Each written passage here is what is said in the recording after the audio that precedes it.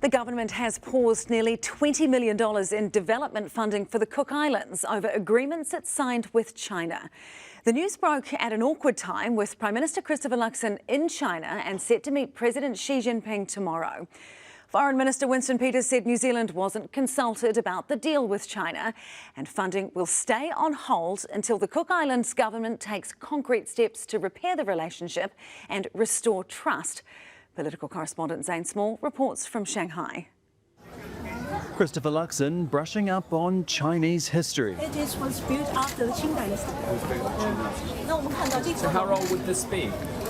200 years. But as the Prime Minister enjoyed the Shanghai heat on the second day of his trade mission to China, back home, one of his most senior ministers was caught completely off guard on breakfast TV over the government's decision to suspend support funding to the Cook Islands. Is this a warning shot regarding the Cook Islands' involvement with China?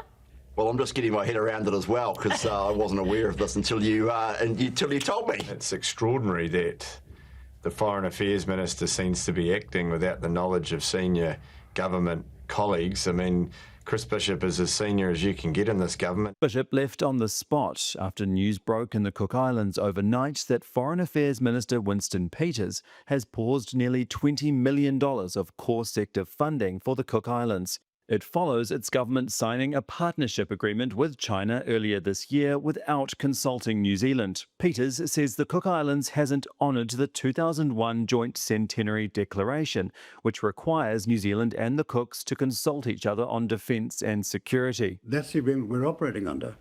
And if the Cook Islands wants to unilaterally change that, then they should tell us, because we've got an obligation to always stay connected with the Cook Islands people and also stay connected with our taxpayers.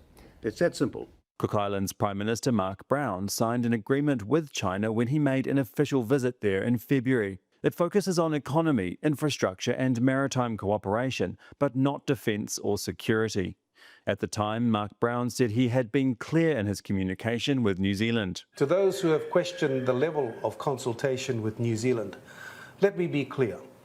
Our engagement has been consistent, respectful and open. Cook Islands news editor Rashneel Kumar broke the story last night and told 3 News the funding from New Zealand supports areas such as health, education and tourism. People are a bit cautious about it, a bit concerned, I would say, and they're just hoping that things could be resolved the way it has been for the past 60 years. New Zealand has provided nearly $200 million to the Cook Islands over the past 3 years. And the $20 million that's been paused looks to be staying that way, with Peters confirming all communication with his Cook Island counterparts has broken down. It's effectively halted on the 4th of June. Peters says his decision to pause the funding was in no way connected to Christopher Luxon's visit to China, with his imminent meeting with President Xi Jinping. We've worked this up over months trying to get an understanding with the Cook Islands, and I wrote to them on the 4th of June, so it just happens to be a pure coincidence, and I don't think it'll have any effect on the Prime Minister's visit. Christopher Luxon was keen to play down what, on the face of it, seems like excruciatingly awkward timing. Look, I mean, as you know, our issue is really with the Cook Islands. It's between Cook Islands and New Zealand. It's about them not being transparent about international agreements. Foreign Minister Peters raised it in his bilateral with the Foreign Minister in China. And as I said, I don't talk about what I'm going to discuss in advance. Christopher Luxon has described his visit to Shanghai as successful. His office says the deals signed this week are valued at around $800 million. But the Prime Minister will no doubt be feeling a little bit more nervous ahead of his meeting with Chinese President Xi Jinping tomorrow, one of the most powerful politicians in the world.